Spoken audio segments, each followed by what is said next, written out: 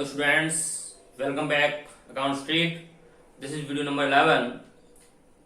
Video number 11 depended on balancing an account topic. It means आपने video number 10 तक chapter number 6 पढ़ा था. Chapter number 6 में एक टॉपिक आपने वीडियो नंबर 10 में पढ़ा है, एनालिसिस ऑफ ट्रांजैक्शंस, यानी ट्रांजैक्शंस को एनालाइज करना. देखिए इसी में एक टॉपिक और आता है, अकाउंट्स का बैलेंसिंग करना. सबसे इंपॉर्टेंट टॉपिक है, लास्ट तक चलेगा. प्रत्येक अकाउंट के बैलेंसिंग होते हैं. वो बैलेंसिंग क्या होता है? देखिए ये कह रहा है, a balance of an account is the difference between the total of its debit and credit sides. It means प्रत्येक अकाउंट में टू साइड्स होती हैं. One side debit and second side is credit. पहली साइड डेबिट होती है, दूसरी side credit होती है. दोनों ही साइड के हम टोटल लगाते हैं और टोटल का जो डिफरेंस होता है, उस अकाउंट के टोटल का जो डिफरेंस होता है, वही हमारा बैलेंसिंग ऑफ एन अकाउंट कहलाता है, यानी कि उस अकाउंट का बैलेंस कहलाता है. तो वही हम यहां पर निकालना सीखेंगे.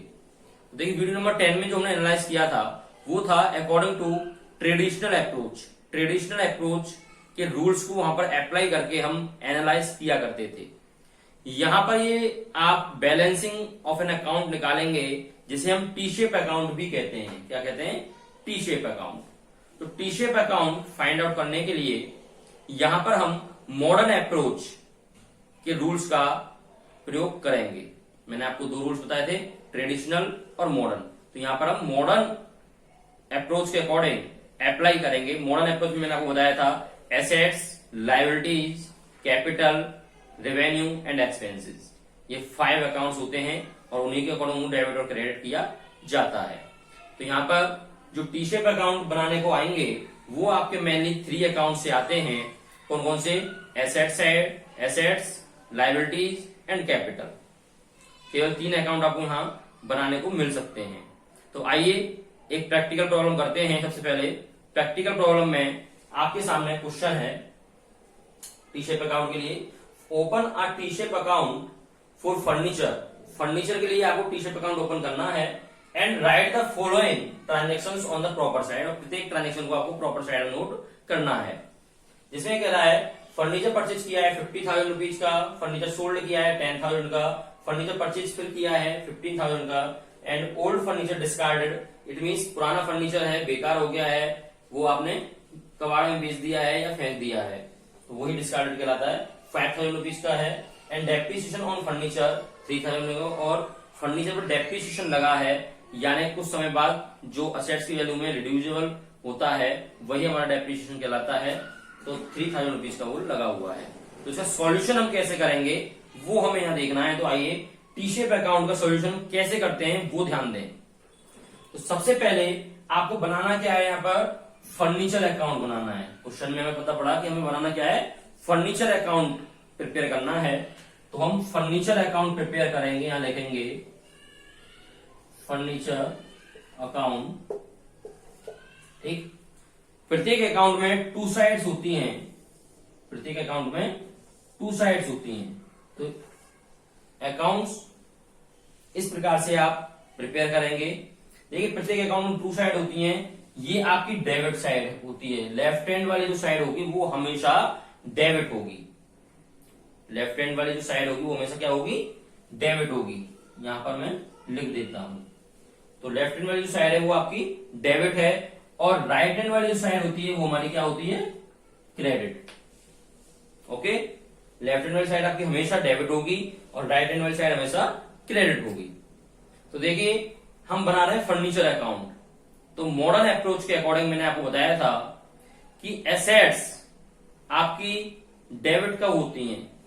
एसेट्स आपकी डेबिट कब होती हैं? जबकि वो इंक्रीज होती हैं. तो यहां पर पहला कॉलम हम बनाएंगे किसका? इंक्रीज का. ये मैंने अकॉर्डिंग टू रूल्स लिखा है. मॉडर्न अप्रोच के जो मैंने रूल्स आपको वीडियो नंबर 9 में बताए थे उसी के अकॉर्डिंग लिखा है. अगर कुछ भूल गए हो तो वीडियो नंबर 9 को बैक जाकर एक बार आप देख सकते हैं. तो एसेट्स हमारी डेबिट कब होंगी? जबकि वो इंक्रीज होंगी. सो ये मैंने इंक्रीज से शो करा दिया है क्योंकि ये साइड हमारी डेबिट है। ये कॉलम आपके अमाउंट के रहेंगे ही, इनमें कोई चेंजिंग नहीं है। क्रेडिट कब होती है एसेट साइड? एसेट्स क्रेडिट जब होती है जबकि एसेट्स हमारी क्या हो रही हो, डिक्रीज हो रही हो, यानी कि घट रही हो, और ये अमाउंट का ही कॉलम रहेगा, इसमें कोई चेंजिंग नहीं है। तो आपकी डेबिट साइड कौन सी हो गई, इंक्रीज की हो गई, और क्रेडिट साइड कौन सी हो गई, डिक्रीज की हो गई। तो ध्यान दें, हमें ये डिपेंड किस पर करता है, ये डिपेंड करता है इस चीज पर कि हम कौन सा अकाउंट प्रिपेयर कर रहे हैं। अगर आप कोई भी एसेट से अकाउंट प्रिपेयर कर रहे हैं तो डेबिट साइड आपकी हमेशा इंक्रीज होगी टी शेप के अंतर्गत, और क्रेडिट साइड आपकी हमेशा डिक्रीज होगी according to T shape account. और अगर यहां पर आप कोई भी लाइबिलिटी अकाउंट क्रिएट कर रहे होते like as a creditors account, ठीक है, अगर आप लाइबिलिटी अकाउंट को भी प्रिपेयर कर रहे होते तो ऐसी कंडीशन में लाइबिलिटीज डेबिट कब होती है, जबकि वो डिक्रीज होती है, तो यहाँ पर हम डिक्रीज शो कराते, और क्रेडिट कब होती है जबकि वो इंक्रीज होती है, तो इसलिए यहाँ पर हम इंक्रीज शो कराते। तो ये डिपेंड करता है हमारे अकाउंट पर कि वो एसेट्स है या लाइबिलिटी है। ओके, तो ये आपको देखना है, इसलिए मॉडर्न अप्रोच के रूल्स को एक बार आप और देख रहे हैं वीडियो नंबर 9 में जाकर के। तो आइए इसके अकॉर्डिंग हम अब सॉल्यूशन करते हैं। हमारा परफॉर्मा तैयार हो चुका है। Furniture purchase 50,000 rupees. तो देखिए आप फर्नीचर अकाउंट प्रिपेयर कर रहे हैं, आपको केवल ये देखना है कि फर्नीचर इंक्रीज हो रहा है या फर्नीचर डिक्रीज हो रहा है, यानी कि फर्नीचर बढ़ रहा है या फर्नीचर घट रहा है। और हमें वहां पर कुछ नहीं देखना, कोई कैश नहीं देखना, कोई बैंक नहीं देखना, केवल किसको देखना है, हमें ओनली फर्नीचर को देखना है। तो इसलिए फर्नीचर ये देखना है कि इंक्रीज हो रहा है या डिक्रीज हो रहा है। तो देखिए क्वेश्चन में पहला पॉइंट है फर्नीचर परचेज। तो फर्नीचर आपने खरीदा तो आपके पास फर्नीचर इंक्रीज हुआ डिक्रीज हुआ, इंक्रीज हुआ क्योंकि फर्नीचर आपने खरीदा है तो फर्नीचर आपके पास आ रहा है, तो इट मीन फर्नीचर आपके यहाँ बढ़ रहा है। तो इसलिए इंक्रीज साइड में हम लिखेंगे 2 करके लिख देंगे, टू परचेज अकाउंट, ठीक है, टू परचेज अकाउंट आप नोट कर देंगे। और ये जो परचेज आप कर रहे हैं ये किस में कर रहे हैं, कैश में या बैंक में, तो यहां पर हम कैश दिखा देंगे कि आपने नगद खरीदा है, कैश में खरीदा है, ठीक है, या टू कैश अकाउंट ब्रैकेट में परचेज भी शो करा सकते हैं। कितना, 50,000 रुपीज, 50,000 रुपीज आपने शो करा दिया है। इसका सेकंड पॉइंट कहता है फर्नीचर सोल्ड कॉस्टिंग 10,000। फर्नीचर आपने बेचा है कितने का, 10,000 रुपीज का। जब फर्नीचर आपने बेचा है तो इट मीन फर्नीचर आपके पास से क्या हो रहा है, डिक्रीज हो रहा है, सीधी सी बात है, क्योंकि फर्नीचर आपने बेचा, फर्नीचर जा रहा है, तो इसलिए फर्नीचर आपके यहाँ कम हो रहा है। जब कम हो रहा है तो हम कहां डालेंगे, डिक्रीज साइड में डाल देंगे बाई सेल्स अकाउंट करके। ये भी आप नगद कर रहे हैं तो कैश आप ब्रैकेट में शो करा सकते हैं। कितने rupees, 10,000। Got it. And next point is furniture purchase, again furniture purchase, furniture आपने परचेज किया सो फर्नीचर आपका इंक्रीज हो रहा है, सो इंक्रीज वाली साइड में डाल देंगे टू परचेज अकाउंट। आपका कैश में मैंने खरीद लिया है कितने का, 15,000 rupees. Okay, next point is old furniture discarded 5,000, यानी कि आपने पुराना फर्नीचर डिस्कार्ड कर दिया है, बेकार हो गया था, आपने वो फेंक दिया है, कबाड़ में बेच दिया है, मीन्स कम हो रहा है आपके यहां से, डिक्रीज हो रहा है, इसलिए डिक्रीज साइड में by discarded, by discarded. Cash में आपको कुछ मिल जाएगा इसके बदले में या नहीं मिलेगा, डिस्कार्डेड भी आप शो करा सकते हैं। तो कितना, 5,000 रुपीज, कितना, 5,000, 5,000 रुपए। And next point is depreciation on furniture. Furniture पर डेप्रिसिएशन लगा, यानी कि फर्नीचर आपका क्या हो गया, कम हो गया, रिड्यूस हो गई उसकी वैल्यू, तो फर्नीचर कम हो रहा है, तो ऐसी कंडीशन में आप इसे डिक्रीज साइड में ही शो कराएंगे।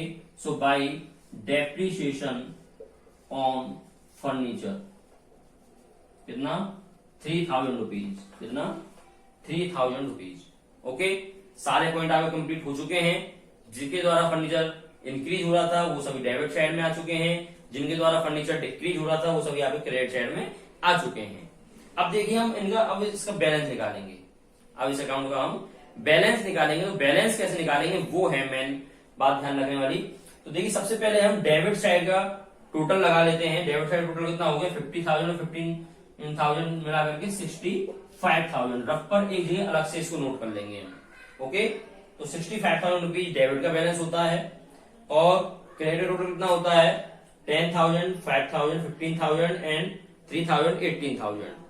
क्रेडिट का होता है आपका 18,000। ओके, इसका टोटल 65,000 है डेबिट का और क्रेडिट का टोटल 18,000 है। ऐसी कंडीशन में क्रेडिट का टोटल आपका कम है, तो जो टोटल कम होता है उसको हम ज्यादा वाले टोटल में से लेस करते हैं। तो यानी कि डेबिट वाले टोटल में से मैंने क्रेडिट वाला टोटल को लेस किया है। 65,000 में से 18,000 आपने लेस किया तो कितना आ जाता है, देखिए 47,000 आ जाता है। कितना आ जाता है 47,000 आ जाता है। 47,000 किधर कम है बैलेंस, क्रेडिट में कम है, तो क्रेडिट में तो 18 टोटल था, तो इट मीन्स क्रेडिट साइड में कम है। तो इसलिए क्रेडिट साइड में हम बैलेंस के नाम से यहां पर डाल देंगे बाई बैलेंस। क्या डाल देंगे, बाई बैलेंस। कितना बैलेंस आया 47,000 रुपीज, जितना कम है उतना बैलेंस। सो 47,000 रुपीज आपका बैलेंस मैंने क्रेडिट साइड में नोट कर दिया है। अब लास्ट में हम इसका टोटल लगा देंगे दोनों साइड का, इक्वल इक्वल जितना रहा 65,000 रुपीज एंड 65,000 रुपीज, दोनों साइड का टोटल इक्वल हो गया है। दोनों साइड टोटल क्या हो गया है, इक्वल हो गया है। ये आपका रफ कार्ड है, मैंने रफ कर दिया है।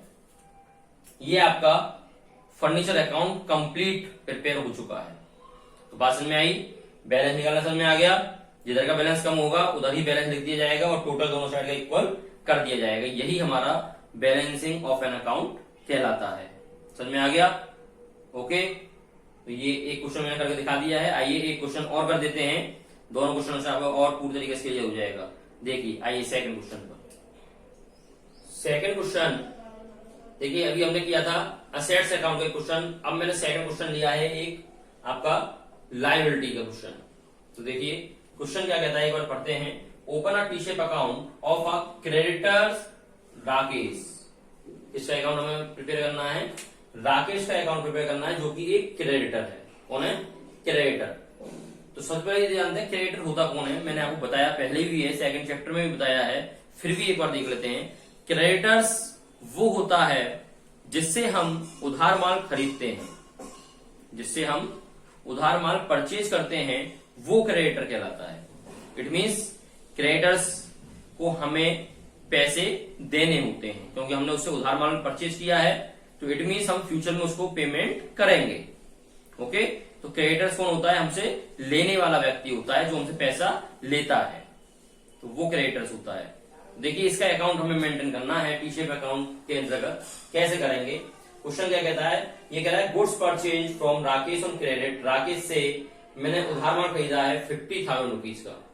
Second point, goods return to Rakesh, और राकेश को माल वापस किया है 5,000 रुपीज का। Third point, paid to Rakesh, और राकेश को पेड किया है यानी कैश पेड किया है। क्या किया है, कैश पेड किया है, पैसे दिए हैं कितना 20,000 rupees. And purchase goods from Rakesh on credit, और अगेन मैंने माल परचेज किया है राकेश से कितने का 10,000 रुपीज का। तो देखिए हमें बनाना कौन सा अकाउंट है, राकेश का अकाउंट हमें यहाँ पर प्रिपेयर करना है। तो हमें केवल राकेश से ही मतलब है, राकेश घट रहा है या राकेश बढ़ रहा है, यानी राकेश की अमाउंट घट रही है, राकेश की अमाउंट बढ़ रही है। ओके, तो देखिए राकेश कौन है, क्रेडिटर, और क्रेडिटर कौन होते हैं, लायबिलिटी। तो इसलिए लायबिलिटी अकाउंट के अकॉर्डिंग ही इसे मेंटेन करेंगे। तो सबसे पहले मैं लिखता हूं राकेश अकाउंट, क्योंकि हम राकेश का अकाउंट प्रिपेयर कर रहे हैं। ओके, सो राकेश अकाउंट, कॉलम आपके वही 4 कॉलम मैंने आपको जो बताए थे टी शेप अकाउंट के अंदर, वही 4 कॉलम आप प्रिपेयर करेंगे। ये आपकी डेबिट साइड होती है और ये आपकी क्रेडिट साइड होती है। ठीक है, तो यहां पर राकेश कौन है, आपका क्रेडिटर है। आप इसे ब्रैकेट में शो करा दें कि ये कौन है, क्रेडिटर, जिससे पता रहे कि राकेश कौन है, क्रेडिटर है।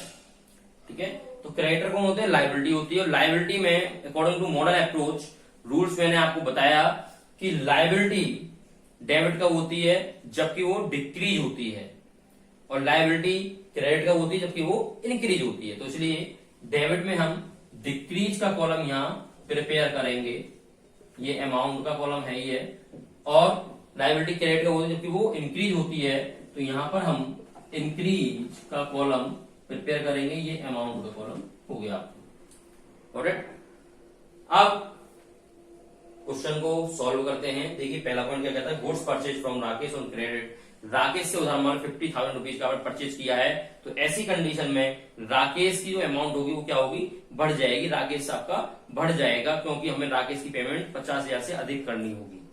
तो ऐसी कंडीशन में इंक्रीज साइड में डालेंगे क्योंकि राकेश आपका इंक्रीज हो रहा है, तो इंक्रीज साइड में डालेंगे आप बाय परचेज अकाउंट। यहां पर कैश की आवश्यकता नहीं लगाने क्योंकि उधार माल आप परचेज कर रहे हैं, तो परचेज ही लगाएंगे direct. So by purchase 50,000 rupees. Okay, next point is goods return to Rakesh. Rakesh को आपने माल वापस किया है, गुड्स रिटर्न किया है 5,000 रुपीज का, तो राकेश ऐसी कंडीशन क्या होगा, डिक्रीज होगा। 5,000 रुपीज हम उसे कम देंगे, तो इसलिए वो क्या हो रहा है, डिक्रीज हो रहा है। सो डिक्रीज साइड में मैं नोट कर दूंगा टू गुड्स परचेज, यानी परचेज रिटर्न, परचेज रिटर्न, क्योंकि जो खरीदा हुआ माल था वो मैंने वापस कर दिया है। जो माल मैंने राकेश से खरीदा था वो मैंने क्या कर दिया, उसे रिटर्न कर दिया, इसलिए टू परचेज रिटर्न हम इसे कहेंगे कितना, 5,000 rupees. And third point is paid to Rakesh. Rakesh को पेड किया, पेमेंट दिया। जब राकेश को हम पेमेंट दे देंगे तो राकेश क्या हो जाएगा, डिक्रीज हो जाएगा। सो डिक्रीज साइड में इसको शो कराएंगे टू कैश अकाउंट, क्योंकि आप कैश से पेमेंट कर रहे हैं। कितना, 20,000। सो 20,000 रुपीज अमाउंट में। And last point is purchase goods from Rakesh. Rakesh से अगेन आपने माल गुड्स परचेज किया है। जब गुड्स परचेज करेंगे तो राकेश हमारा क्या हो जाएगा, इंक्रीज हो जाएगा, बढ़ जाएगा, इसलिए हम क्रेडिट साइड में डालते हैं बाय परचेज अकाउंट। कितना, 10,000 रुपीज। सो 10,000 रुपीज। Okay, clear. अब वही बैलेंसिंग निकालना है अकाउंट का, तो बैलेंसिंग के लिए मैंने आपको सिंपल वे बताया है। पहले डेबिट साइड का एक रफ पर टोटल लगा देंगे, 20,000, 5,000, 25,000 रुपीज डेबिट साइड का टोटल हो गया। क्रेडिट साइड टोटल 50 और 10 60,000 रुपीज हो गया। ठीक है, ये डेबिट है और ये क्रेडिट है। टोटल आ गए दोनों के। क्रेडिट टोटल यहाँ पर ज्यादा है, डेबिट टोटल यहाँ पर कम है, तो मैंने आपको बताया ज्यादा वाले टोटल में से ही कम वाले टोटल में से लेस करते हैं। तो 60,000 में से मैंने 25,000 रुपीज को लेस किया, और लेस करके जो निकल के आएगा आपका, वो निकल के आएगा 35,000 रुपीज। ओके, तो 35,000 रुपीज किधर कम है, डेबिट साइड में कम है। 35,000 रुपीज आपका डेबिट साइड में कम है। सो डेबिट साइड में हम डाल देंगे टू बैलेंस